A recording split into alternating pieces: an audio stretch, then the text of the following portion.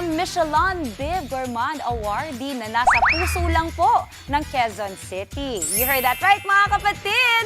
Hindi fine dining, hindi social na restaurant, ha? Kundi karinderiya. Pero world class ang sarap. Yan ang food trip natin sa Morning Sun Eatery.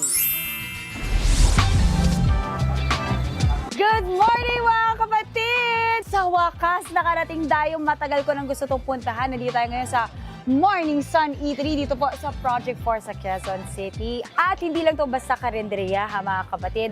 Dahil isa lang naman to sa Michelin Bib Gourmand Awardee. Kaya para sa full experience, tayo ay pipila. Let's go!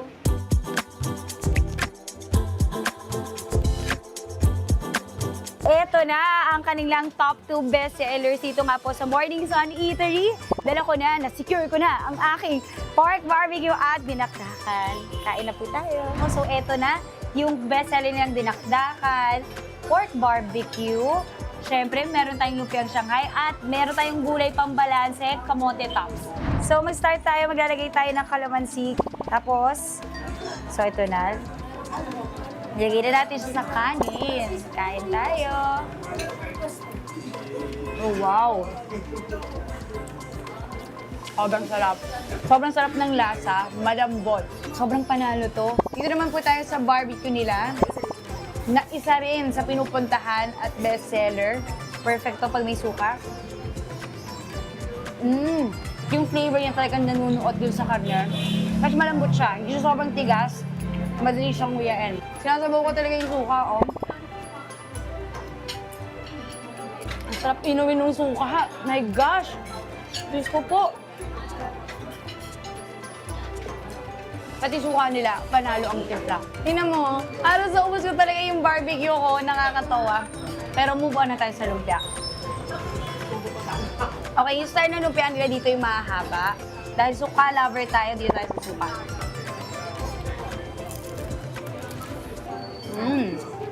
Lahat masarap.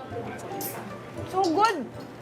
Sarap itong lumpia, ah. Luto siya hanggang loob. Yun yung maganda kasi may ibang lumpia, di ba, na hindi luto yung loob. So nakapag-meet na tayo. Ngayon naman tayo ay maggugulay. Kasi syempre, you have to be healthy pa rin. Gusto natin ng balancing diet. So eto na yung kanilang kamote tops. Yan. May bagoong isda siya. Ang sarap.